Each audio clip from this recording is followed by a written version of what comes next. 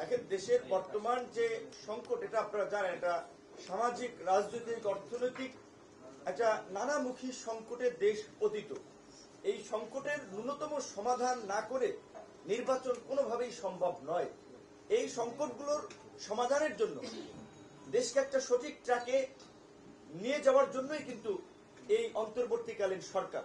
এবং এই অন্তর্বর্তীকালীন সরকার যেহেতু কোন রাজনৈতিক দলের সরকার না, আমরা মনে করি তাদের কোন রাজনৈতিক এজেন্ডা নাই, আমরা বিশ্বাস করতে চাই তারা নিরপেক্ষভাবে, নিরপেক্ষ দৃষ্টিকোণ থেকে কাজ করে জনগণের যেন ভোট দিয়ে আগামীতে একটা নির্বাচিত সরকার গঠন করতে পারে সেই পরিবেশ তারা কায়েম করবে। এই যে 15 বছরের যে আইন শৃঙ্খলা বাহিনী, সমস্ত এসপি, ডিসি থেকে ঊর্ধ্বতন কর্তৃপক্ষ, পুরো আমলাতন্ত্র কিন্তু আওয়ামী লীগের বেনিফিশিয়ারিদের দখলে। তাহলে রাতারাতি একটি ইলেকশন হলে এই আমলাতন্ত্র দিয়ে কি ফেয়ার ইলেকশন সম্ভব? এই আমলারাই তো প্রশ্নবিদ্ধ করবে। এই ডিসি, এসপি, ইউনো, ওসিরাই তো এই গত 2-3টা নির্বাচনে আওয়ামী লীগের ভোট ডাকাতি করেছে, দিনের ভোট রাতে করেছে।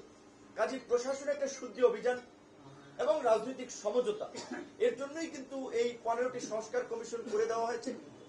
যদিও সংস্কার কমিশনগুলো যে প্রক্রিয়ায় কাজ করেছে সেটি নিয়ে আমাদের ক্ষোভ রয়েছে, কারণ তারা আমাদেরকে একটা চিঠি দিয়েছে, আপনারা লিখিত জানান। আমাদের সাথে কোনো ডায়লগ করার প্রয়োজনীয়তা তারা অনুভব করেন নাই। শুধু 2-1টি কমিশন ডায়লগ করেছে, স্থানীয় সরকার এবং আমরা নির্বাচন কমিশন, সংস্কার কমিশন, এই দুটো কমিশনের ডায়লগ ব্যতীত বাকি কমিশনগুলো চিঠি দেন। এটা অনুষ্ঠানের দাওয়াতের মতো, চিঠি দিছি আপনি আসেন।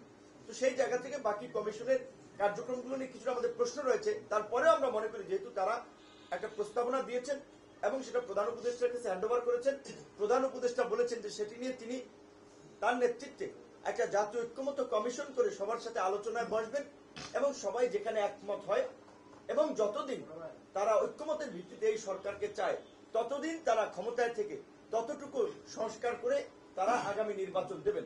সেক্ষেত্রে সম্ভাব্য 2টো তারিখ প্রধান উপদেষ্টার পক্ষ থেকে বলা হয়েছে, এই বছরের ডিসেম্বর অথবা আরো 6 মাস নিলে আগামী বছরের জুন কিংবা জুলাই। আমরা মনে করি প্রধান উপদেষ্টা যে তিনি তার মুখে যে দিন তারিখ দিয়েছেন সেটা যথেষ্ট সময় এবং সেই সময়ের মধ্যে একটা ভালো নির্বাচন সম্ভব।